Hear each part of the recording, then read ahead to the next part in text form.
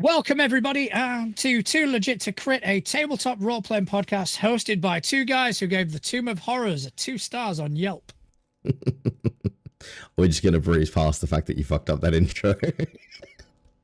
I don't know what you are talking about. I mean, I'm going to need to see evidence. It's recorded, you know. dude. Oh, who's going to edit it? Me? Yes, I fucked up that intro. I don't know. Maybe it's because I haven't done it in over 2 weeks. I mean, in fairness, as you can probably hear, there you go. Couch just clipped it for us. Thank you, Couch. As you can probably hear, my voice has been fucked. I used my voice too much. This is the doctor's exact words, by the way.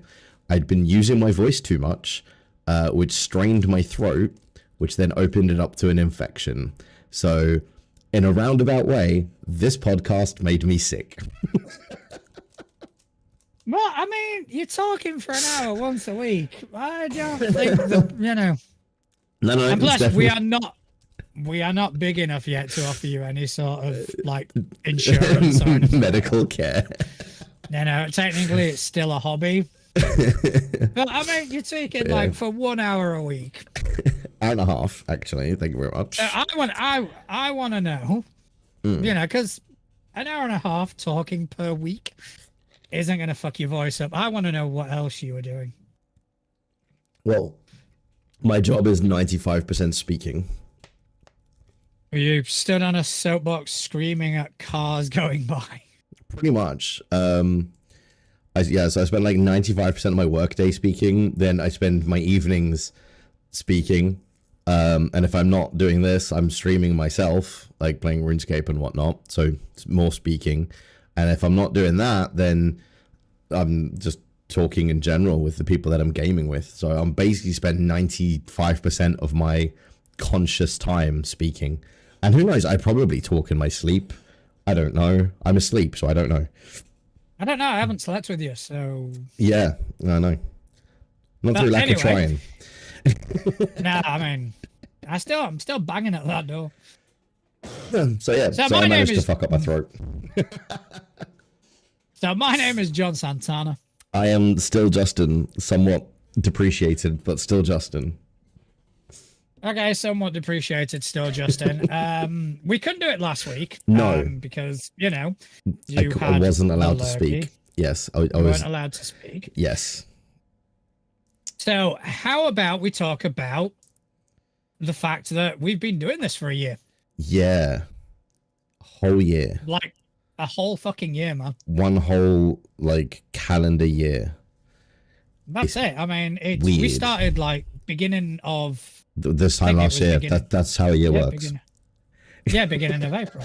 I just can't remember if it was end of March or beginning of April, but I'm pretty sure it was beginning of April. So, yeah, man, that's fucking insane. Yeah, because last week would have been the 52nd week, which would have been technically the week before the year anniversary, because that was the last week. So, so this is technically actually our anniversary. Yeah, it is. So, happy anniversary. Right back at you. Did you get me anything? I haven't got you anything. I haven't got you anything. This was fun. We had a good run. No, that's it. You know. But I thought we could actually take a bit of a trip down memory lane. Oh God. Yeah, I also have like a few sort of well wishes from people that I'm going to be reading out as well. Aww. Some of them were like, I read them, it's like, oh, I'm gonna choke up. Like my cold black heart. As long as we don't bring up a certain bear, I'll be fine. The bear's gonna make an appearance. No, I don't have the capacity in my voice to rant about that bloody bear today. I just don't. We'll take another week off. It's fine. I can't afford another week off of work. So, I mean, just like a bit of like news. You missed a really good Delta Green session on Wednesday. It was a ton of fun. very cinematic. It ended up being one agent in one place, one agent in another, Oh god. while things were happening simultaneously. They It was split really the fucking party. good. They split the party, but like I've always said, it doesn't matter. Doesn't really in Delta matter. Green. Yeah, it doesn't matter in any situation, really, if you're honest. We've discussed that before. There's no such thing as safety in numbers in that system. Well, that's the thing, right? There's no such thing as safety in numbers in any system if you don't want there to be, right? There's only safety if the DM so wishes. Well, when it's me, fuck it. So, in other news, I managed to put my foot in it on Threads massively. I saw something. Is it the thing that I think it is that you put your foot in it with? Probably not, because I think I don't regret that at fucking all. Which one did you put your foot in it with? Okay, so our good friend Stefan. Yes. All right. He made a post. I can't remember the exact logistics of the post. And it was something along the lines of, in this whole tabletop role-playing community, we are not competing. We are, we're working together. We're trying to help kind of build people up, and which could not agree with you more, 100%. However, he ended that particular thread on something like along the lines of, I don't compete unless it's on a treadmill. So, me always having to try and be the funniest person in the room. Yeah. I responded to, I'd fucking take you on a treadmill. Which we're all very aware that is not the case. We're all very aware that, in terms of peak physical fitness, Stefan's got that one hands fucking down. So it became a bit of a laugh. And our other friend Atlas, who we've mentioned on the show, and we've seen her artwork, which is fucking fantastic. She decided to chime in and say, "Oh, that would be really great. Let's get on."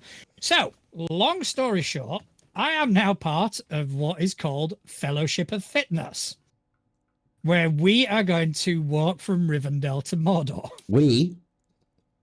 Not we. No, I haven't included you. I was going to say, there's no fucking we in this shit. No.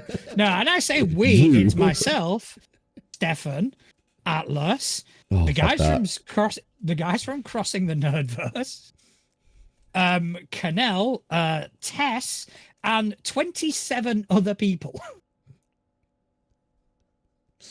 Well. And it starts tomorrow. I have one thing to say to that, and one thing only. That it's a me problem? That hurt, but it was worth it. But yeah, so that's going to be happening. We're starting tomorrow. Stefan has created a really, really cool sort of concept around it. So obviously, every mile you do tallies up to the total. Yeah. Every 10 minutes of other activities you do, like resistance training, whatever, that adds another mile. Okay. And once a week, he's going to create an encounter. Okay. Now, the encounter, the bonus that we have from the encounter is going to be based off the amount of miles we've already done that particular week. So he's going to roll and see if we beat the encounter or we don't. If we beat the encounter, we get another 5 miles. If we don't beat the encounter, we have to go a further 5 miles at the end of it. So he's gamified it. You're fucked. I've already started walking to and from work, which is a mile each way. So do that twice a day. That's 10 miles a week. There, yeah. Boom. Still better you than me. I walked from the kids place yesterday, and that's another nearly 3 miles, 2.7 miles. Well, every day I walk to the shop and back. We're going to leave out the fact. To the tally? We're going to leave out the fact that the shop is there. And should we leave out the amount of shit you buy at the shop? I don't actually buy that much at the shop. I will buy a bottle of this every couple of days. and I'll buy 2 of these a day. That's it. That's all I buy at the shop, and maybe the odd chocolate bar. Hey, with that many energy drinks, you'll be walking to Mordor in no time. No, because I have insomnia and I need that shit to stay awake through the day. So yeah, that is how I put my foot in it on Threads. The other thing, meh. You're putting your best foot forward. Boom. But yeah, so that was it. You missed a really cool fabulous session, which I won't go into too much detail here, but we will catch you up on. It was basically a side quest for Edgar and Crow, and it was phenomenal. We had so much fun, a lot of role play, a lot of character development, especially Edgar needed to develop. So does he not care about the logs anymore? Oh no, he's not losing that, man. Good. He's always going to care about the logs. It's my favorite part of Edgar. Yeah, I'm not losing that. That's it's ingrained. It's key to his. It's like Zuko and Honor. Yeah, exactly, and daddy issues. My son and I are currently watching the new live action Avatar. Pretty good. I have to admit, I was cautious going into it because I've finished it, so I'm not gonna say an awful lot because obviously I don't want to. I mean, you know what's happening, but like there were some things that were changed that I saw people like bitching about, but like the changes make sense for the format of the show. Like I don't know how far through it you are, but they've combined like some of the Earth Kingdom stories into one episode. So things like the kid in, I can't remember the kid's name, but the kid in the wheelchair that like flies in a glider that his dad built, right? So instead of that being in like the Northern Air Temple, it's now in Omashu, and they've combined like the jet story instead of being some random village that's also in Omashu, and they've kind of like interwoven those stories. And like people were complaining about that. I was like, no, but I like that because you still get all of those storylines that are important later on, right? Because all of those characters, but they don't have to waste like 3 episodes to put this random village in. Like it combines it all nicely in one place. You don't have to, like, because like it's always going to be more condensed, right? Because they've only got like 8 episodes a season instead of like 57 that animes do. So yeah, I really enjoyed it. There were some things that they changed that I didn't like. But you know, that was bound to happen, right? Because there's always going to be things that you don't like about something. But then there were some changes that they made that I really liked. You know, and I think casting for the most part, they've done a fucking amazing job. The only casting choice that I wasn't too keen on, and it's purely from the aesthetics of the person they chose, is the actress that's playing Azula. She's got the character down, but she just doesn't look like Azula to me, if you know what I mean.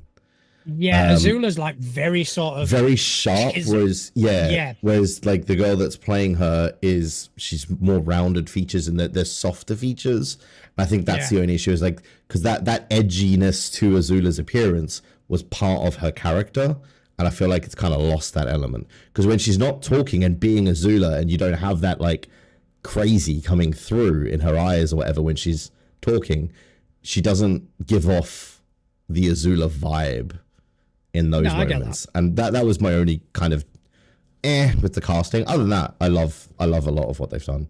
And I'm on episode 3. The jet thing threw me. I didn't expect it because I was watching it with my son, and he went, "That's Jet," and I went, "No, it's not.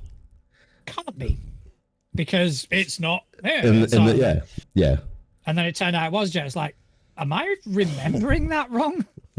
Am I remembering? It was one of the changes they made, but I liked it. Absolutely fine, and it did. It went really well. Another thing I saw, and we're not going to go down this rabbit hole, but I got like a free week of Paramount Plus, and I watched Twisted Metal. Right, Twisted Metal was a PlayStation game that I fucking loved. Oh, right. Okay. Long story short, the entire plot of the game is you are driving around courses with machine guns and rockets on your car. Oh, so Death Race. Similar, yeah, sort of like Yeah. a death race Yeah, yeah, sort yeah. of thing. And they've actually done a show out of it. Oh, I nice. don't. They've created a story which Twisted Metal doesn't have one. They created it, and it's what a fucking fun time that's been. So yeah, if you get a chance, do watch it because it is quite cool. But let's talk about tabletop role-playing games, and let's talk And about us. our journey Yeah. into this. In Can you this. remember how the? Can you remember how this started?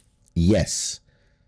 You and me were chatting bollocks, and then it was your idea of like doing a podcast, because I think we'd been like chatting for like an hour, and then like I think I said something like I can't remember the exact wording, but I made a joke about like, because you said about we should do a podcast, and I was like, yeah, if we just recorded that, it would have been an episode. Yeah, because I remember one of the things we were talking about was Obsidian. Yes, it was. Yeah, it was We went literally in- it was in depth in Obsidian because I just started using it. Yeah, because you were talking about your campaign. Yeah, and how I'd started using And- Obsidian, and Yeah, and I still do. Yeah, me too. It's Me it's too. really really good. I'm no longer kind of following the Obsidian tabletop role playing game community Hmm. because they're just coming up with random shit now. It's like Yeah. it does what I need it to do. I don't need more. I don't need bells and whistles. It does Yeah. exactly what I need it to do. You know, that's all I need. Yeah, no, it has got to the point because obviously I went back to it recently to reset up all my stuff because I hadn't used my laptop in a while Yeah. that I had it installed on. So yeah, I went back to using it recently. So I had to go through and like reset up some of the plugins and things like that because they weren't up to date anymore, and I basically had to almost do a fresh install, but not a full fresh install, so it wasn't too bad. Yeah. And yeah, like I say, that they've added so many new features now that like some of them even I, and you know how much I love a bell and a whistle, even I was like, I don't think I'll ever need that. I've installed it, it's there, but I don't think I'll ever use it. Yeah, I've just given up. I mean, I'm still part of the group every time. Oh, new feature in Obsidian. Now you can use like shellnet commands to fucking pull. And it's like, why? Why would I Yeah. ever use that? Yeah. You know, I'd only ever use that if I was literally copying something. It's like, I'm not. You know. So that's how we started. We Yeah. basically had the idea, and the following week it was like, right, let's record it. Yeah. And let's bring Scott in. Yeah, we brought in Scott because he was our first ever DM way back when, after that fateful night of us running around a nightclub going, hey, do you want to play a D&D type game? And I'm drunk, right? Yeah. Yes, that's right. But yeah, so Scott came on. We recorded half the episode, Yes, and then it broke. and then we had to record it a couple of days later. And that's where I learned, so editing is involved. We're going to have to edit stuff. We're going to have to. Have you listened to it? The first ever episode, not for Yeah. a long time, but I do remember Sound. that our sound quality back then was fucking atrocious. It was fucking shocking because Right. I did the things for the Christmas ones, like Yeah, the short recaps, yeah, and yeah. I was listening to that episode going, "Oh, kill me now." Yeah. Yeah, because like that's the thing as well, like setup wise, my setup, microphone and all that sort of thing has not changed. All that's changed is that I've changed all my settings. I've learned more about the settings on my microphone since, and I've got something on my eye right now and it's pissing me off. Well, I mean, for me, it was. I mean, I realized I had to update the microphone, but also I had to learn how to edit, like equalize. Yes, yeah. Which I'm still learning. I'm still not getting it right, but I think I'm doing much better because Yes. the quality of the That's so audio much feeds better are so much better. I mean, but I do listen to other podcasts and go, well, fuck, I want Yeah, that. I think that's the thing though, right? The next step for us really to get any better sound quality now, we would need to not record over Discord, which is what we currently do, right? We would need to get proper microphones, not like mine's like it's the entry level streaming microphone, the Blue Yeti. Yeah. that like every streamer's like, I bought a Blue Yeti, I'm gonna stream now. And it is a really good microphone if it's set up right. If it's not set up right, as episode 1 proved, it's horrendous. And like I recently found out as well, like I've tweaked my settings again in the last couple of weeks, because I realized I had 2 sets of equalizers running, because there's software for the microphone that had equalizers and stuff on it, but then the software that I use to split up my audio so that we have like separate stream mixers and music mixers and stuff like that for my other stream, that also has equalizers and stuff on them. Yeah. So it was doubling up, which was creating like a weird distortion to my voice. Yeah. So what I've done now is I've turned off one of them completely, so it doesn't do anything for my microphone. And then I've done it all in one of them, so that the sound is not being processed 18 times. It's just the once. No, I mean, but that's it. I think we have learned a lot. I mean, I know I certainly have, because obviously now I'm doing the video editing, I'm doing audio editing. And this has been like a constant learning process for us. Yeah. It's been from start to finish. We've just been every week just kind of going, oh shit, we can do this. And we can do this better. Yeah. And like, I've just finished uploading the crit list, the first episode. It's uploaded, and I've done the editing there as well. And the things I've done there, especially using different software, I'm no longer using GarageBand. I'm using DaVinci Resolve, which, holy shit. Yeah, it's really good software. It's a free professional grade software. Yeah. So learning how to use that and learning how to edit with that. And, we're just picking things up as we go. Mm-hmm. It's been a wild ride so far. Yeah. So what moment for you was, holy shit, this could actually be something? I think it was that one episode we had. I think it was the professional character killers episode that for some reason just exploded overnight when we uploaded it. I think that was the one for me. I was like, oh, because I think like we uploaded it and the next day we checked the insights on it, and it had like 200 and something downloads overnight, and I was like what? Yeah, it was just a spike. It was. Yeah. I know we've had a couple of them, but that was the first one. Yeah. I mean, to be honest, for me, the first episode, we didn't have a lot. We had about 15 listens, but even those 15 listens was holy fuck. Yeah. Someone has listened to us 15 times, and like, I don't download the episodes. I know you don't download the episodes. I don't. Yeah. So those were like 15 actual listens, and it was like, wow, okay, so people actually are interested in this. So. Also, Couch, screw you. Yeah, so Couch just put in the chat, his audio quality right now is pretty shocking, so gravelly. Personally, I think it's sexy. Well, I think you are both wrong. I think it's horrendous, and I hate it, and I wish I could just sound like my normal self. I think there's definitely like a bit of a blues sort of thing. Yeah, it's that episode of Friends where Phoebe gets sick and there you go. Smelly cat. Oh, it was like Barry White. Is that Barry White over there? But yeah, I think that for me was like the moment where I was like, oh, okay, it's a thing, right? Because I think like having the 15 listens or whatever that we were getting in the first few episodes, I think because I've been like streaming video games and stuff like that in the past, where I've had like 15 viewers and 20 viewers and stuff like that on streams, to me that was like not normal, but you know what I mean, like it was I was like, okay, that's about par for the course. And then we got that big like boom, lots of people overnight, like 200 downloads. I was like, oh, okay, that's a big thing. And I think that was the real moment for me, where I was like, okay. I mean, for me, the like one of the big game changers for me, where we definitely saw an increase in interest, was Threads. Yeah. Oh, absolutely. Yeah. You know, because trying different social media things. I was on Mastodon. Still, I'm on Mastodon. Yeah.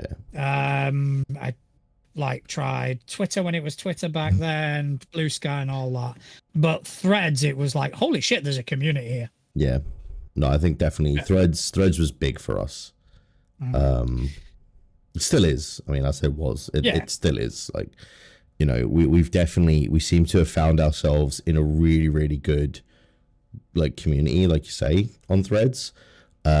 We seem to have landed slap bang in the middle of this wonderful, wonderful group of people.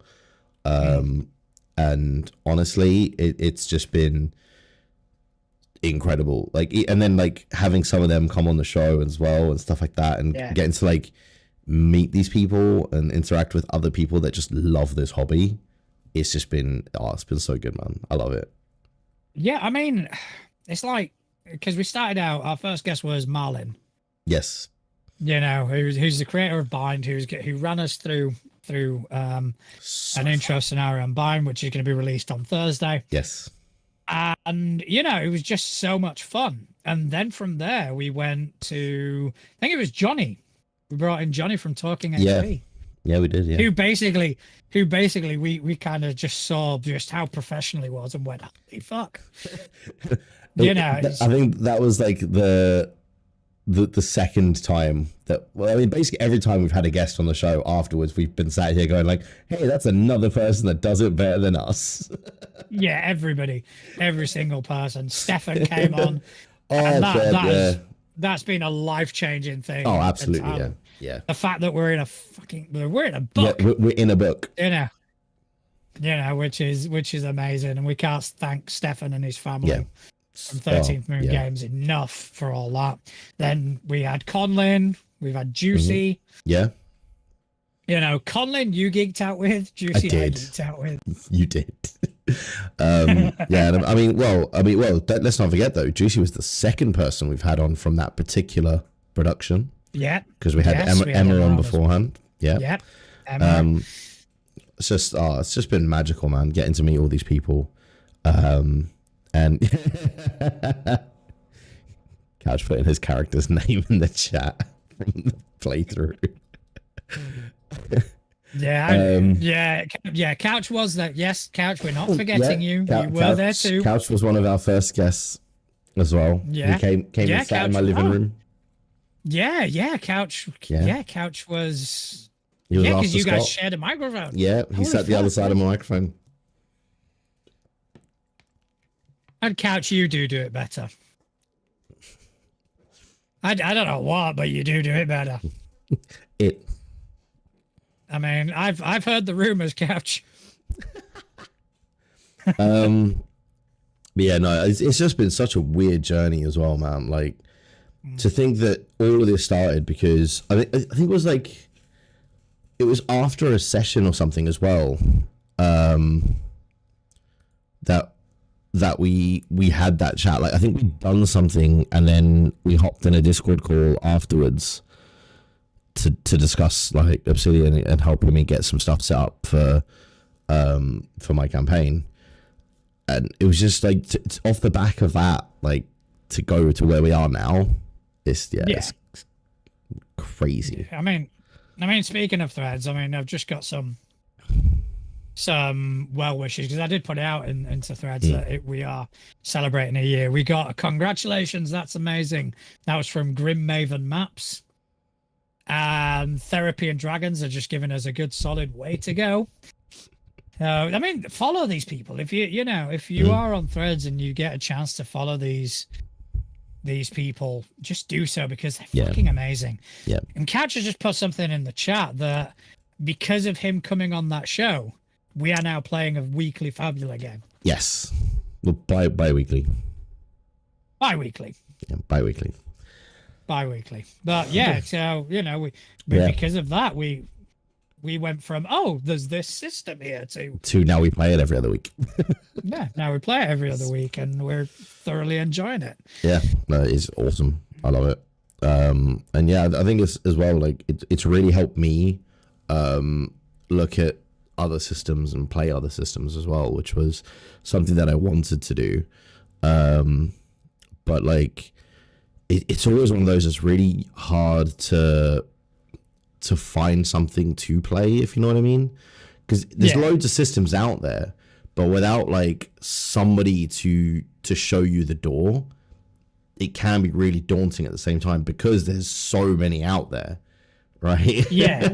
I completely get that. You know, because like you come into the hobby, and most people will, you know, come in through D&D. I know that hurts you to say, but most people do come into the hobby through that doorway, right?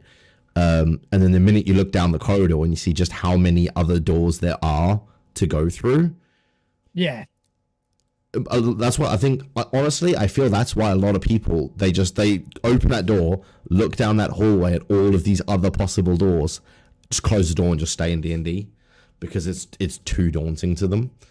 I mean, having that experience myself, like having like been in that position, because it wasn't D&D for me, it was Pathfinder. It was Pathfinder, yeah. And it was a case of I don't understand. I don't. This system isn't rolling a D20. How is it going to work? You know, this system isn't doing what I'm used to it doing. Yeah. It's not. You know, it doesn't work like that. How 2d6? What the fuck? Yeah. You know, and it is sort of like a fear of the unknown. Yeah, no, that's literally it, yeah. And to be honest, as much as I love Pathfinder and Pathfinder 2nd Edition, stepping away from them and learning other systems, best fucking thing I ever did. Well, absolutely. I mean, not only because I learned other systems, but it also informed how I would play Pathfinder. It helped my role play. It helped, you know. No, absolutely. I mean, for me, like it's even helped me to create a game, right? Because I've created my little fish game, which my daughter loves. Like she absolutely loves this fish game. Like the number of times that she'll like come up to me, like I've literally got 3d6 on my desk because she comes up to me and goes, "Daddy, let's play the fish game," and brings me dice to play it. Nice. Like she loves it. I've also played it with a few other people as well, one of whom works in a school and actually wants a copy of it to play with the kids in the school, which I never saw coming. And all of that has come from this. I would have never built this fish game if it wasn't for this. Because it was, you know, those conversations that we've had with these other people who have created games, who have basically just kind of given that advice of, just do it. Just create it. I mean, because, to be honest, because of the show, I've got something featured in an upcoming book. Yeah. Not like it's the Tales of the Valiant, the Labyrinth. No, exactly. Yeah. And that was because you kind of went, why don't you just do it, submit it, and see what's the worst that can happen? Like, so I mean, this show has been life changing. Oh, absolutely. You know, without a shadow of a doubt. And I've got a couple more sort of well wishes. One of them is from our good friend Stefan. And it says, "Oh my 1 year, congrats. You've had such a positive impact on me and what we do here at 13th Moon Games. I love your sense of humor. The two of you play off one another well and are entertaining and inclusive. Here's to another year. Waffle on." Oh, that's good. I like that. Oh, man. You know, it is. It's just... So where do you see us? Where do you kind of see us heading in the future? I don't know, man. Like, that's the thing. I think the reason that we're still going is because at no point have either of us ever looked at this and gone, well, I think we need to be here in a year. Like, we never really had that thought process, if you know what I mean. And I think the minute you start doing that is when things will start to go badly, because if you don't hit whatever, you know, made up milestone you set, people start to get demotivated. And I think, honestly, and this is the advice I give to anybody who's looking to start streaming or anything like that as well, don't set milestones for yourself. And this is like counter to every like stream advice video that exists on the internet, right? Don't set milestones for yourself, because all that does is it demotivates you. Because the minute you start missing these big milestones that you set yourself that are completely arbitrary and have no bearing on anything whatsoever, you lose motivation because you think, I'm not hitting these milestones. It must be something I'm doing wrong. And it takes away the desire to do it. And I think that's kind of why we're still here, is because we never did that. You know, our desire to still be here is because we're enjoying what we're doing. And I mean, the show's evolved. Like, we started off just literally you and me chatting shit for an hour. And then it evolved into us going through the news in the hobby for a while. We did that. And then it kind of evolved beyond that. And we started doing, you know, like the questions from listeners and stuff like that. And then, you know, we evolved it from there, and we started taking in the stuff for the notice board, which I think has been really cool to be able to shine like a light on all of these other creations that other people in the space are doing, which is how we got to meet some of these amazing people that, you know, we have met, like, you know, covering things like Covenant Crucible and all that sort of awesomeness, has all come from us evolving the show to flow better. That's essentially why we've done it all, right? You know, I was gonna say, like, even now, like, you know, we're finding that certain elements are not maybe going as well as they have been, and we're already discussing changes in the future that might take place. You know, so, you know, keep tuned for that. And it's because we, you know, I think I remember saying this to you when we first started. I think it was Kevin Smith who kind of went, if you want to put something out into the world, do it. Don't think about the reception, think about the delivery, think about what you're doing, think about putting it. If you want to put something out into the world, put it out into the world. Doesn't matter if you got one listener, doesn't matter if you've got 1 million listeners, just put it out and do what you do. And I think that's always been our philosophy. I mean, we never really do the milestone thing on threads or anything like that. No. You know, we don't. I mean, the milestone we're celebrating is the one that we've got control over. We've been doing this for a year.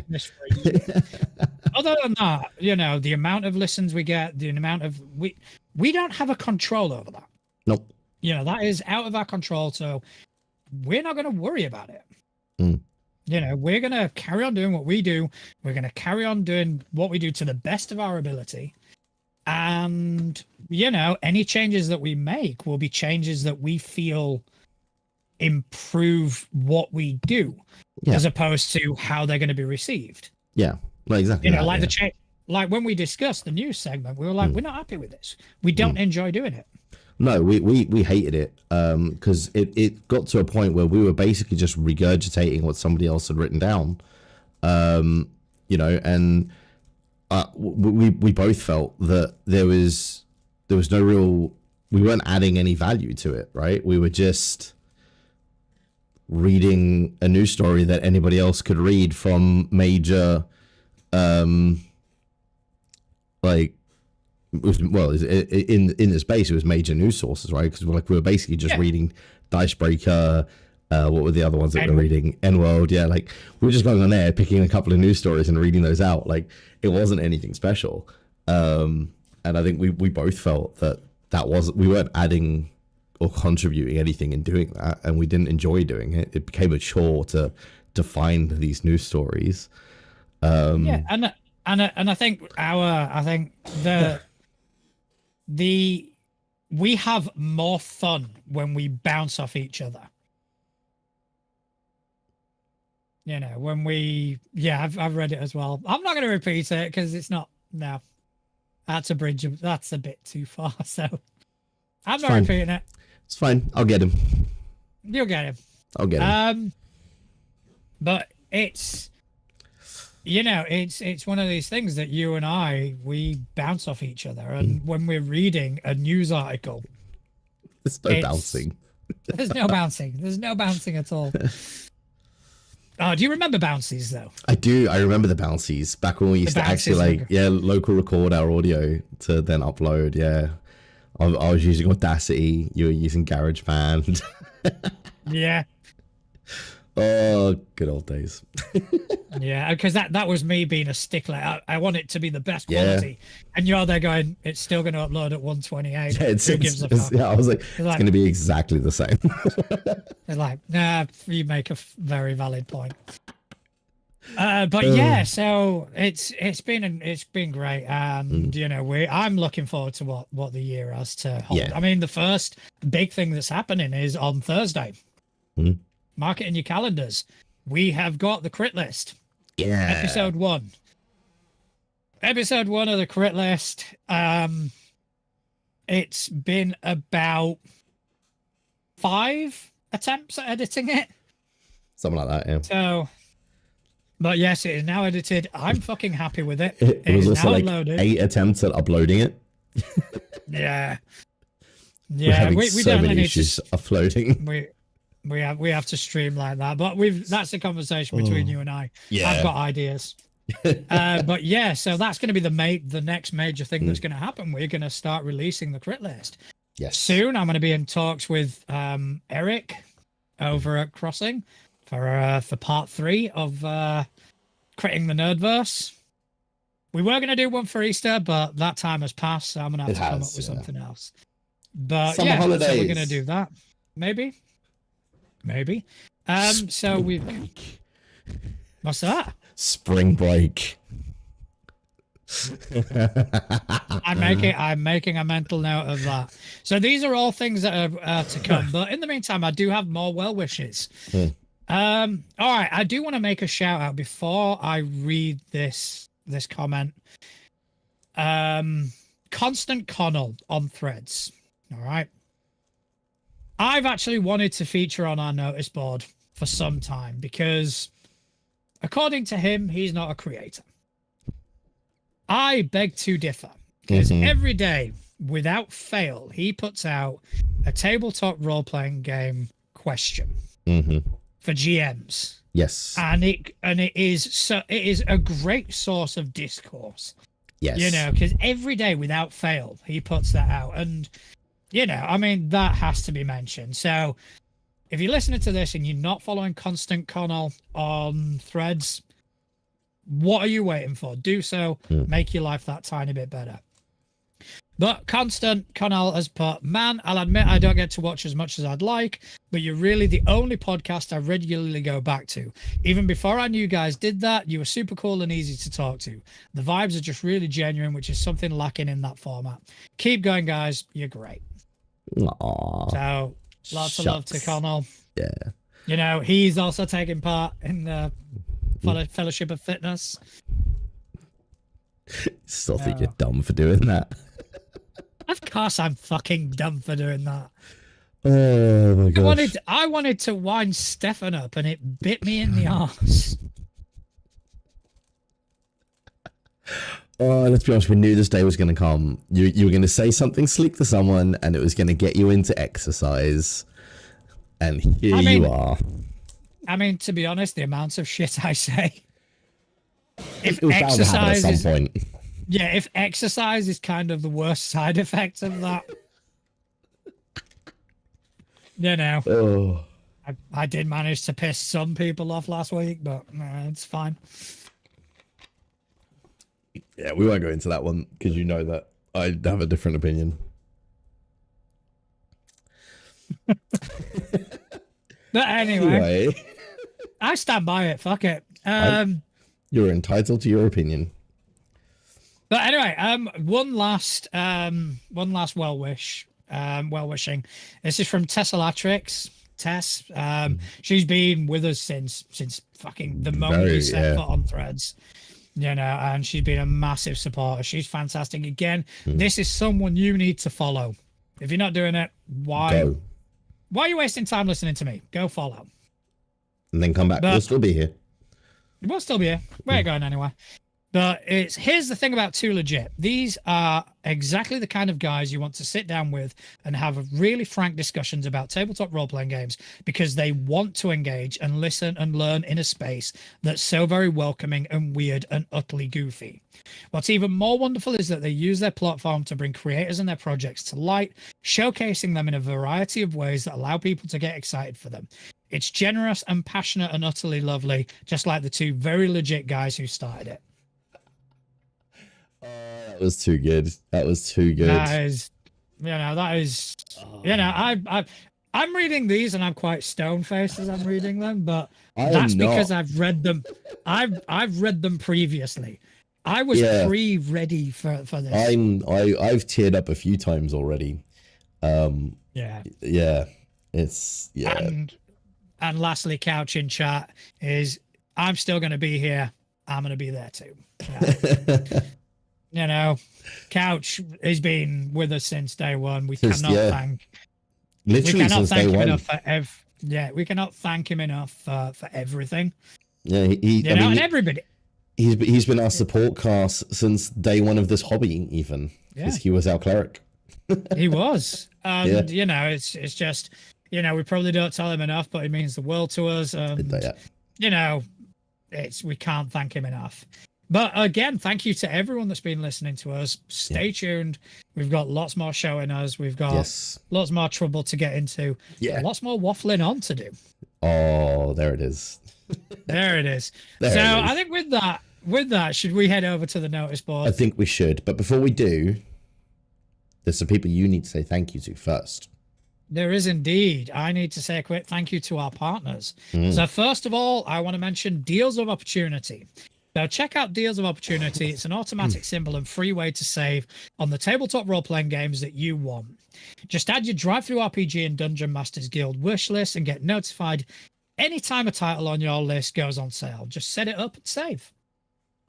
It has saved me money. It's because you spend so much. I've had to cut back. I've had to go cold turkey. I've got the shivers and shit. But, oh no. But yeah, it's a great resource to have. Yeah. All of a sudden you'll get an email through kind of going, hey, do you know this book that you were keeping an eye on? It's on sale. Off. Yeah. And I mean, we've said it many times, but anytime you can save money in this hobby, all it's going to mean is that you get a free book at some point because you've saved enough money. Games. Yeah. More games. We like games. Yeah. It can be quite an expensive hobby. So saving money is always better than not saving money. So our second partner, you know them, you love them. It's 13th Moon Games. It's a family-run indie tabletop role-playing game company out of Wyoming, USA. They created Covenant Crucible, which we've talked about ad nauseam. So many times, yeah. It's a game of modern-day witchcraft. Imagine if John Wick and The Last Witch Hunter got together, had a really pretty baby. It would be this game, and that is a perfect description of it. It really is. If you want to learn more and interested in joining the official Discord game, just get in touch with them. You can find them on threads at 13th Moon Games or at 13th Moon Games on Patreon. Do it, love it. It's a great system. So good. It is so good. They were using 2D12s before it was cool.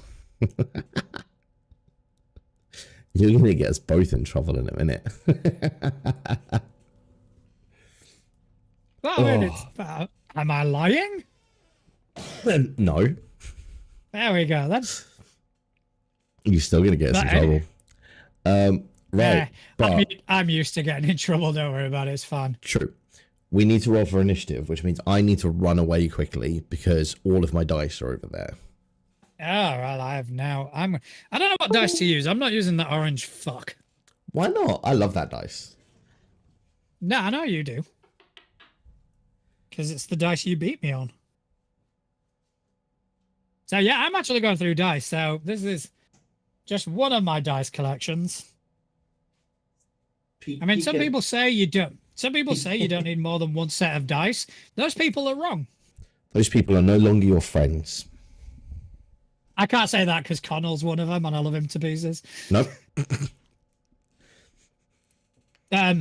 So yeah, I do have my D20. This time I'm going for a nice little like a weird black and with like blue highlight number. You're going straight I'm going blue. with this one. It's it's lovely.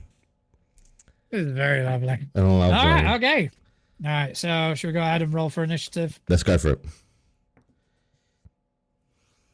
Oh, I think I got you. I think I got you beat. What do you get? I'm gonna guess. That isn't a natural 1 face. That's a 2 face. No, one higher. All right, higher 5. Yes. 5. So I have now beaten you in initiative, which means the world is back how it should be. Balance has been restored. Balance has been restored. The avatar has returned. The avatar has returned. So yeah, thank you for my black and blue dice.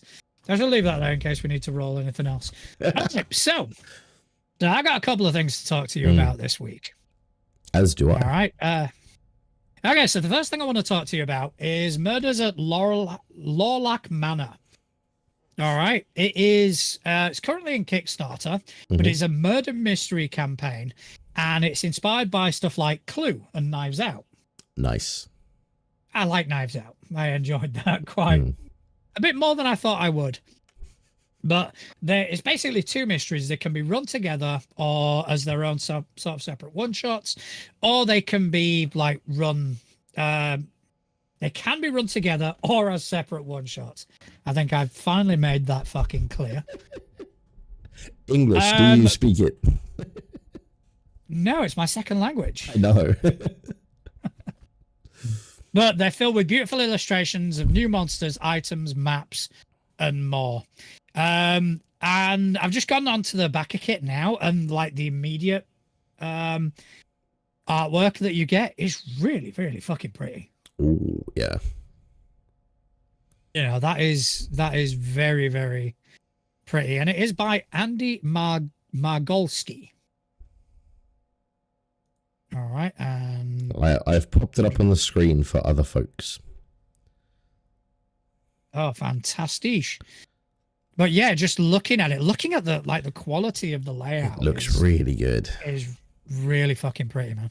I like the maps. I see what they mean about like the Clue inspiration, because like it looks like a Clue board. Yeah, it definitely does. Yeah, it looks really, really good though. Oh, have you seen the mystery one, Unravel the Full Wizard's Past? Yeah, the artwork. Have you seen the artwork? Yeah, that's amazing. But yeah, I mean, we're not going to bother reading the blurb, but I will say that if you want to check it out, it is on BackerKit, and we will be posting the link in the description to the video. Yep.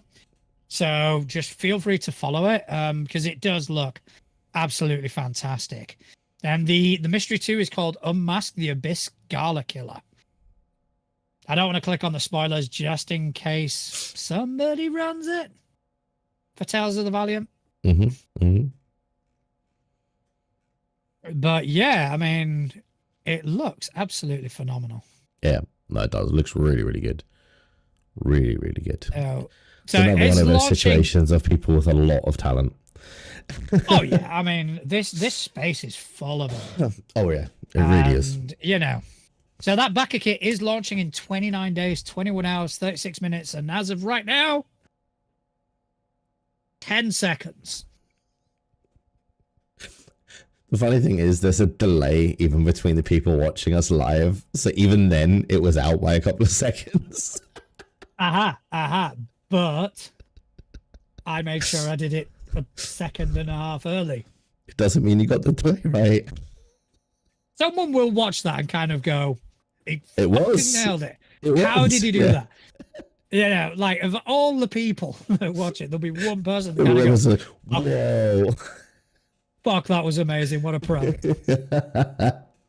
And the rest of the people won't give enough of a shit to mention it. Yeah, pretty much. That's literally it. I'm savvy like that. But yeah, so do check out Murder at Lorelahc Manor. And you can find them on Threads at Margot Mods Games. All right, so that is one of mine. Well, I've got one that is pretty cool. So this is from somebody that is called Rollin' Dirty, which is an amazing name. I like it. Yeah. And they make NPC packs for DMs to put into their games. So if the players on a whim take a left turn instead of a right turn and suddenly end up in a village that you haven't fleshed out yet, you could just pull an NPC pack out and have people, or maybe they take a hard left into a bandit camp that you haven't finished prepping. There's packs for that. So basically they're themed to a location. So, and there's a new pack every month. So for example, 1 month might be a library. So, you know, you've got like your librarians and other NPCs that might be in the library, stuff like that. Could be a tavern, could be a bunch of bandits, stuff like that. So each character that they put into these packs will have a blurb, some traits, some motivations, some lootable items that'll be on them. So you don't have to go rolling through tables or trying to figure out, you know, loot and stuff like that after the fact. Some stat blocks, a quote, and related NPCs as well. So, for example, if it is the library, right, all of the librarians, there'll be like some interlinking things between those librarians or the regular or whatever, right? And it's really, really cool. So they have 2 packs on their Patreon that you can subscribe to. They've got either the commoner pack, which is you get access to the monthly packs, which is like 5 to 10 NPCs, their traits, motivations, loot, quick blurb, and then an optional image for them as well. So you get like a little image to put up on the screen or to show the players or whatever. Then they've also got the adventurer pack, which gives you everything that the commoner pack gives, but there's more character detail, some quest hooks and mini quest hooks that you can link these NPCs with, and a lot more location and business details, and like some more lore around the businesses surrounding these individuals and stuff like that. Now, a lot of it is obviously behind the subscription wall, but they have got some examples, like they've got here the Friday freebie, which I'm just going to pop up on the screen for the viewers at home. But this is a bandit called Marin Steelfist, and it is like a full 1-page like sheet of how you can just very quickly add this character in. So some quick facts: female dwarf, their height, their weight, how old they are, languages they speak, what's carried on them. So it's got 12 silver pieces, 25 copper pieces, 2 scimitars, and a light crossbow. A decanter of endless water, green tunic, and half plate armor. Tells you what stat blocks to use, but add 2 con and 2 strength, 2 wisdom, dark vision, and like adds a few bits and pieces to their stat block. Then it's got like some traits, motivations, really cool artwork there. Goes through like their residence, some of the stuff that's in their residence. So there's a single large locked chest, DC 15, so it even gives you the lockpick check for breaking into that chest should the players choose to. What's contained in that chest. So there's literally, if they happen to stumble upon a bandit camp that you hadn't prepared, because let's be honest, we've all had that moment where, oh, you don't want to go that way, there's a bandit camp that way. And then of course the players go, let's go to the bandit camp. And you're like, fuck, I haven't prepped the bandit camp. You've got a bandit camp prepped. No, I think it's fantastic, and I think anything that gives GMs that sort of resource. Yeah. To so kind of go, like, oh fuck. There you go. Bang. You know, and I think it's fantastic, and the quality of it. Oh, I it's mean, I'm just so looking good. at. It's so good. I'm just looking at Marin Steelfist, like the whole sort of backstory as well. Yeah. So you can flesh out that character as much as you want. Yeah. You know, they may meet her, and oh, this is Marin. End of. But they may start asking questions. Where are you from, Marin? Everything is in there. All the answers that you are going to need. I mean, there's even like a little mini side quest hook as well. So Marin needs parchment for her sketchbook, charcoal for drawing. So it's essentially turns into a fetch quest, right? So this NPC happens to have a fetch quest. So it could even be that they're going into this bandit camp not to kill all the bandits, but just because it's somewhere that they can stop and resupply on the road. Things are going to be more expensive. Things are going to be on edge because they are bandits or whatever. But while they're chatting around the campfire, they get talking to Marin, and suddenly, oh yeah, Marin really needs these bits and pieces. Oh cool, well we happen to be popping into the village. I know you guys can't really go in there because, you know, the guards and whatnot. So yeah, we'll grab that stuff for you. Now you've got a little side quest. It's just, it's great stuff. Great stuff. No, that is fantastic. All right. Okay, cool. All right. So another thing from me. I want to bring your attention to this was submitted by Inadequate Dungeon on Threads, and it is, let me find it. Okay, it is a podcast. So they've got an actual play series. It focuses on having a mix of funny hijinks and serious story beats. Right now they've got 3 campaigns that they alternate between that follow the stories of 3 very different parties, all played by the same set of players. So they play in a custom setting of Crow Dew, and each campaign is concurrent and sometimes directly impact each other. There's a ton of maps and tokens for the games that they use to make, and some animated shorts to visualize some of their moments. You know, it looks absolutely fantastic. I mean, again, actual plays, we can't dedicate too much time to actual plays because, you know, of the so much time in a day. The time we've got, the time we've got to spend. But I'm just like looking. They sent us a short, and it's fucking phenomenal. It is really fucking funny. So let me go back to Inadequate Dungeon. So yeah, I mean, it looks fantastic, and the shorts, the animation is really cool. And just having a look at the videos, you know, if you do check it out, I think they are on twitch.tv/Inadequate Dungeon. So if you want to kind of follow them and check them out, there's some more information about the adventure. They're all playing Pathfinder First Edition. The main campaign is following the family of Manticore Slayers, which is a group of chaotic heroes that help more by accident than on purpose. Love it. Kind of sounds like our jam. Love it. Yeah. Yeah. The party is in the city of Taldor in the Gleaming Kingdom after an eventful sea journey. The party made to Taldor, where they quickly made a name for themselves after killing a manticore with amazing flair. It sounds fucking awesome. Yeah, that does sound pretty. That sounds like us. Oh, mate, I've just seen something which is, there's a character called Hulk Utu, who is a half-orc cleric of Cthulhu.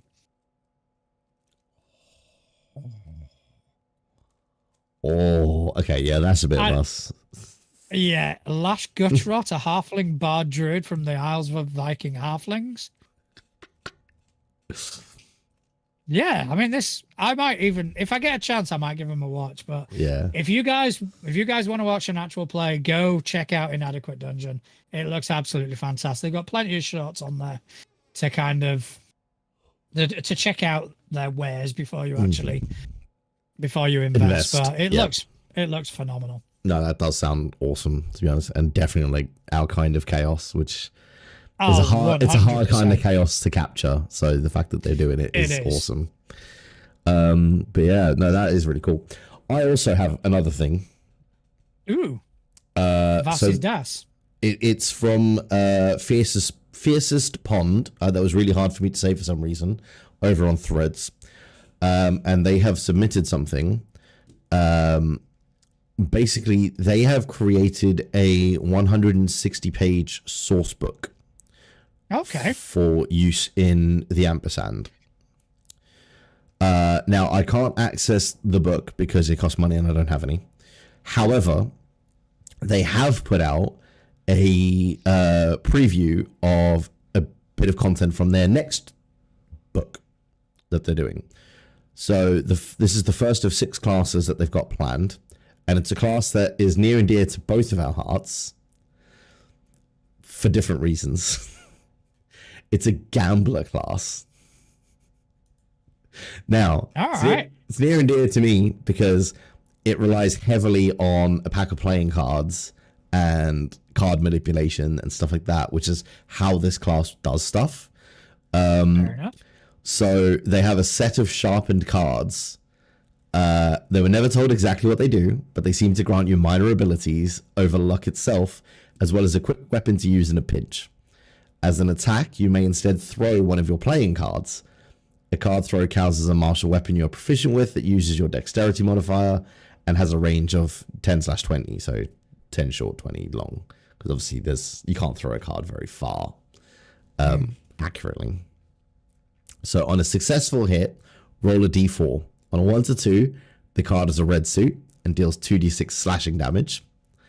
On a 3 to 4, the card is a black suit and deals 2d6 bludgeoning damage, which is kind of cool. So each deck has 52 cards, and then card costs like 5 gold at most shops. So there's like ways to replace your deck, right? So yeah, it's got ammunition of 52. And then there's like loads of other skills and stuff to do with like gambling and luck and things like that. So you get things like bend luck, you get lucky strike. So that gives you like crits on a 19 or a 20, not just a 20, stuff like that. Yeah. You get at 5th level, you get an ability called cut the deck. So you have learned to cut your deck of cards however you like. Whenever you use your bend luck ability on yourself, you may pick which color suit your next gambler card's attack does. So it removes that D4. So you're essentially cutting to a black card because you want to deal bludgeoning damage, right? Things like that. So as you get more and more comfortable with your deck, you're able to do more and more stuff with it. And like all of the skills are named after like card-based things.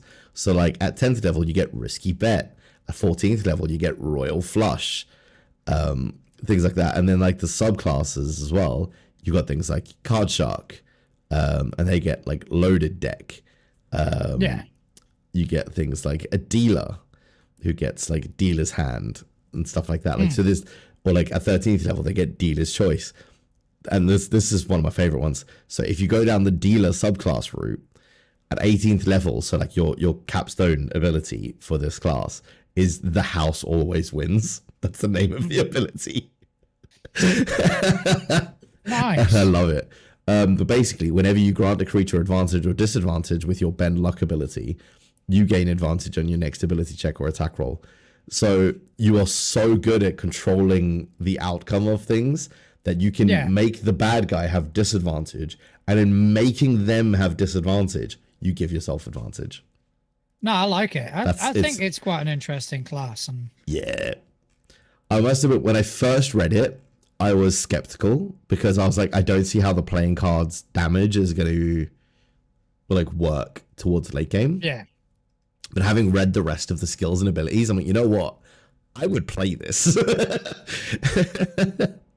And I think it'd be a really cool way to like bring like a Gambit style character into a campaign as well, which is really cool. I mean, I like classes that have versatility. This seems to have it in spades. Oh yeah, definitely. You know, that's kind of, I do like a versatile class, and this is I like versatile classes, and I do like buff classes as well. So I think this does kind of cover both of those. Yeah, I'd be interested in playing a version of that if it wasn't for the ampersand. It feels almost a bit like a bard, but without like the musical or the storytelling elements, if you know what I mean. Because it's got that kind of like that party buffing, you know, making things slightly more advantageous for the group and yeah, that kind of stuff, which is really kind of cool. And I genuinely think that if you've ever played a rogue that like does lots of, you know, sleight of hand games or something like that, this class for some of these subclasses would be the perfect like slot in for that, because it literally leans into it. And yeah, I think it's really cool. I mean, to be honest, I'd probably do it the other way around. I'd probably have this with a rogue subclass with a roll, with like a dip in rogue, just to get the sneak attack damage. Yeah. Oh god, sneak attack damage on those cards would be so fun. Yeah. Oh. And then you've got more ways that you don't necessarily have to do bend luck. Yeah. You can get advantage, but also bend luck and give someone else advantage as well. I mean, it'd be. Yeah. I mean, it'd be a pretty brutal combination. I think it could be. I think it has potential to be really, really strong. But it also has potential to add so much flavor and, as you say, so much versatility to a group as well. Because you can never write off a group that has somebody that can literally bend luck. Yeah, Like- that's it. You know, the ability to kind of grant advantage. Yeah, That is perfect. I mean, that's like so good. I mean, does it work for rogues? Is it anytime they have advantage, they do sneak attack? Yes. So yeah, you can save the rogue some actions. Yeah. You know, you don't have to get into flanking position. You get there, I'll give you your advantage. Flanking doesn't give advantage. In Does it not? Nope, not in 5e. What does flanking do for you then? Nothing. Nothing? No, it's there is like it's a variant rule that can be applied, but nobody ever does because most people don't bother with it because the way like reaction attacks work in 5e, it's not difficult to get into a flanking position. So that's why most people don't play the flanking rule, because once you're in the 5 foot, you can move around freely around them and you're not going to trigger, because you only trigger a reaction if you leave their range. Yeah. So moving through it doesn't do anything. So you could literally walk into their 5 foot range and walk around them in circles and nothing happens. Right. So it's one of those things where, because it's not difficult to get into a flanking position, people kind of said it doesn't warrant getting advantage. And I see it, because like the reason it's so good in Pathfinder is because it's difficult to get into that position, right? But I mean, to be honest, the flanking rules for Pathfinder, I've never been a major fan of. No. For one reason, because I mean, because now let's use 2e for an example. Yeah. If you are flanked, you are caught off guard. Yeah. Right. So that means you've got one person in front of you, one person behind you. They have to be on opposite squares. Yes. Right. Why? Surely the narrative of it is you're fighting with one person, you're fighting behind you, it's hard to keep a track of, so you are off guard. Why does it have to be opposite squares? Yeah, exactly. Yeah. So if you're dealing with one person that's in front of you to the left and one person that's in front of you to the right, surely that should give you the off guard. Well, if you're fighting with one person in melee and have someone shooting at you. So that's how the rogue sneak attack does work. If they're in combat with somebody else within 5 feet of them, so basically as long as 2 of you are in melee combat, you get sneak attack. So they did kind of fix that in 5e. So that's not a problem in 5e. Right, I'm going to say this once. 5e got it right. Remember this moment. Clip it. I like that interpretation of the rule in the ampersand game. Yeah. No, that is the one thing I really like. No, but I mean, I think that is the right way of doing it. It is, because like you are distracted, essentially, right? Because you can't be fighting this guy and fighting this guy at your full strength. You just can't. Nobody can. But I mean, in Pathfinder, if you and I are fighting and someone else is shooting at me, surely that person is catching me off guard. Yeah. But so I've never really, I think they haven't quite got that right. But anywho. But yeah, the Gambler definitely looks interesting. I just read Couch's thing. Can we get through a week on the podcast without Justin mentioning cards? Find out next week on Dragon Ball Z. We shall find out. I'm going to answer that for you. No. No, we won't. No. I love cards. All right, but I think we should take a trip to where? To the lounge. I can't do it this week. That wasn't bad. That wasn't bad, but you'll be able to do it next week. Possibly. We'll see. I don't know how my voice is going to be because I've got a week ahead of me at work of lots of shouting at people. All right, so we've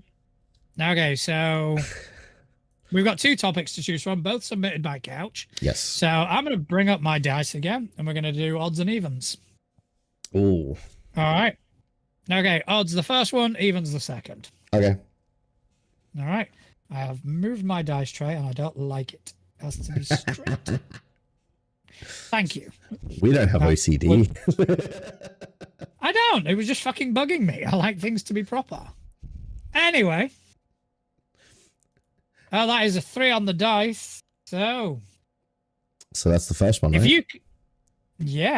If you could make a tabletop role-playing game based on a 90s famous property, what would you do and how would the setting expand from the source material?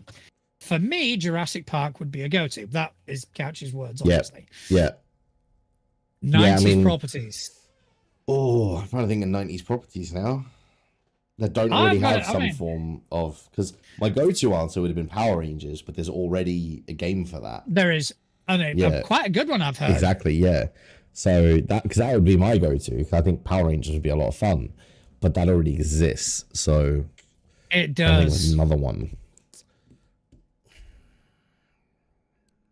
It does. The thing is, 90s. It's a tough one, isn't it? Yeah, there was a lot of good stuff in the 90s. There was a lot of good stuff in the 90s. I mean, again, this kind of already exists, but Blade would be good. Yeah, they do have Marvel superheroes. Yeah. So. But actually, no. Like actually, I'm gonna Blade game. I'm gonna retract that. Yeah, a dedicated Blade game where you kind of mix elements of Vampire the Masquerade. Yeah.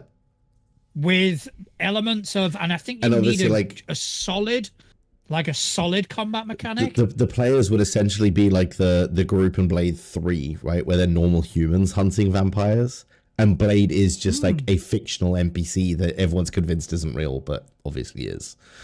Right. See, yeah, I mean, to be honest, there is a lot of lore to explore, but just taking the films aside, because they started really delving into it. Yes, admittedly, going a bit weird, but I think though. No, always got it. The TV show, the Blade TV show. Did you ever watch it? I didn't, but yes. Very fucking underrated, and it's a shame it didn't last more than a season, but they did start to set up this really intricate Vampire the Masquerade-esque world where you've got vampire families. Well, they did that in the second Blade film. They explored the vampire families in the second Blade film with the there was that one guy that was like the head of the family, and they had that big fight at the end. And so that could work really well though, because that would give you loads of because there's like the hierarchy of the vampire society and all of that as well to really dive into. So I think that one could be really good. But you said TV shows, and it made me think of one in particular. All right, I'm listening. Because I've recently started watching it with my daughter. It's on Disney Plus at the minute, and it's the TV show Dinosaurs. Yeah, now, of course. Obviously, it's kind of similar to the Jurassic Park angle, but different in that it's far more comical and not as serious as a Jurassic Park game would be. So it'd be like the party version of the Jurassic Park game, if you know what I mean. Yeah. So I think something like that would be quite fun. No, that'd be pretty. Yeah, I think that'd be pretty cool. I'm just trying to think about other 90s stuff. I mean, you could always. I mean, the easy answer for me would be Delta Green, but with an X-Files setting. Yeah. I mean, essentially Delta Green is X-Files if you think about it, just under a different name, right? But yeah, that could be quite good. Another one I was thinking. Another one I was thinking of, and it's not necessarily tied to the 90s, but it was around in the 90s, so I'm going to fucking count it. And I don't believe there is a TTRPG of this, or even remotely close to it. A WWE tabletop role-playing game. Oh, well, no, because if we're doing 90s, let's use this 90s name. WWF. Thank you. Attitude Era. Yeah. Yeah. I mean, the only era that counts. Rest of them are shit. But yeah, just do that. And that'll be the thing that gets us cancelled somehow. But have it like the video game where you actually build a career. You build your own wrestler and like have your wrestler. Yeah. And you can always like a popularity mechanic. Ooh, do you know what else would be good? In a similar vein, Gladiators. Gladiators. So the players are all contenders, right? And they're playing an episode. Every game is essentially a one shot, where they go up against the gladiators and they've got to try and defeat them in the different challenges and stuff. I think that could be quite good. You could always do that, and I think there was a game that kind of explored this slightly, and I can't remember the name of it, but you could always kind of do that, but amped up a tiny bit and do Running Man. The old Arnie flick. Yeah. So yeah, you're basically on a TV show, but they've done that with Deathmatch Island, haven't they? Yes, they have. Yeah. So scratch that idea. I'm trying to think what else was really, really popular when I was a kid. Buffy and Angel. Yeah, but I think that kind of leans into our whole vampire thing from earlier.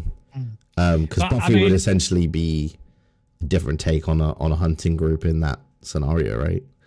And to be fair, I think in the show the show and the comics, they kind of explored most of that world. Yeah. So I don't think there was.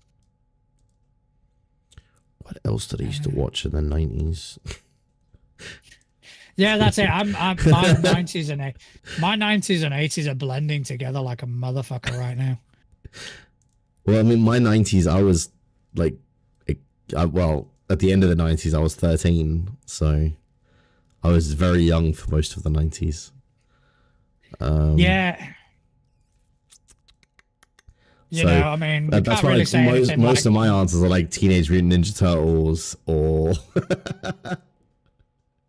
But the problem with Teenage Mutant Ninja Turtles is that the main characters are the central point. Exactly, yeah. So, yes, you're going to play Teenage Mutant Ninja Turtles, but you're playing as the Foot. You play as the Foot Clan. You play as members of the Foot, and the Turtles are the bad guys. I think you're onto something there. I definitely think you're onto something. That would be good. That would be good. So that could be quite fun. Or Biker Mice from Mars. Anything like that, yeah. Because obviously they're all play as the bad guys henchman type thing for all of these. Would be quite interesting. I'm gonna go a different way. Okay. I'm gonna go like something along the lines of like Law and Order or JAG. Yeah. Or NCIS, where there is an investigation thing, yeah. And you're not necessarily focusing on like a combat, but you are like a detective and you are kind of working through that. So maybe like an NCIS Stoke-on-Trent. Something along. That could be good. The other one I just thought of was Gargoyles. That's lore that needed exploring. Exactly. And not only that, right? There's an infinite number of gargoyles because it's every gargoyle that's existed on a building ever is the lore of that world, right? They are all real gargoyles. Yeah. So there's an infinite number of them. So you don't have to play as the main ones in the TV show. Doesn't even have to be in the same city as the ones on the TV show. And there's a whole world there to be delved into. So that could be quite a good one. I mean, there is one I was going to mention, but there is a game already for it. The only thing is that the game is put out by a company that's kind of fallen into a bit of disrepute, and that's the Highlander game. So it's based on Everyday Heroes, but it is the Highlander setting. Yep. I thought that could be quite interesting, but I think Everyday Heroes is 5e based or along those lines, and I don't think that'd work. I think we've had some good ones there. We have had some really good ones, but like Indiana Jones. Yes, yeah. I mean, isn't that just every D&D campaign though? You go into a tomb to find a trinket to a certain degree, but it'd be less focused on combat. Yeah, there would be combat involved, but it'd be more, I think, probably having a Forged in the Dark version of it. Yeah. Where it's like, what do you want to, you need to run away sort of thing, or you need to evade the combat. And I think that would probably be better. Yeah, I definitely, yeah, that could be good. No, I think we've come up with quite a few good answers there. Yeah. Oh, Couch has just put Jerry Springer tabletop role playing. I love it. When did Independence Day come out? That was 90s. Independence Day. Definitely 90s. Independence Day. Yeah, I mean, Independence Day, you play the aliens. Yeah. You want to invade this piece of shit planet, and Yes. somehow they managed to hack your system. Yeah. What are you gonna So it's do? like, what happens after that? That would be so good. You play as the person who installed the firewall, The mothership. who has to go back and just face the music, like, fuck. Fuck. Yeah, Oh, I think we we got good. some. I think we came up with some. I think we hit some good ones. ones. Yeah, I think we hit some good ones. So I think that is about all we've got time for today. So Yes. But thank you, Couch, for sending in that. It's given us a lot to talk about. A lot to think about. Yeah. Also, thank you to everyone who sent submitting things for our notice board. We love hearing about your projects. We love highlighting them. We hope to do more going forward. Justin, thank you for spending time with me this evening, but also thank you for spending time with me for the entirety of this year. Yeah, whole year. The whole year. You want to tell people whereabouts on the interwebs they can find you? Yes. So I stream on Twitch, and I am on most of the social medias at Justin Accurate TV. And yeah, most of that, and then on the Discord and Facebook. Okay, as for me, you can find me at naturaljuan@dice.camp on Mastodon. You can also find me behind all of our social media, whether that's Instagram, Threads, Blue Sky, Facebook, and I'm normally pissing somebody off. So mostly me. Yeah, mostly you, or fans of another podcast. Yeah. But it's all done in, enjoy, as it were. But yeah, don't hesitate to interact with us. Come tell us what you like, tell us what you didn't like. If you like what we do and want to see more, give us a like, give us a rating, subscribe, tell your friends about us. Because we love this community that we're a part of. We want to grow with it. And, with your help, we are able to do that. But most importantly of all, thank you to everyone who's taken time out of their busy day to listen to two idiots waffle on about tabletop role-playing games. Thank you very much. Good night. See you later, guys.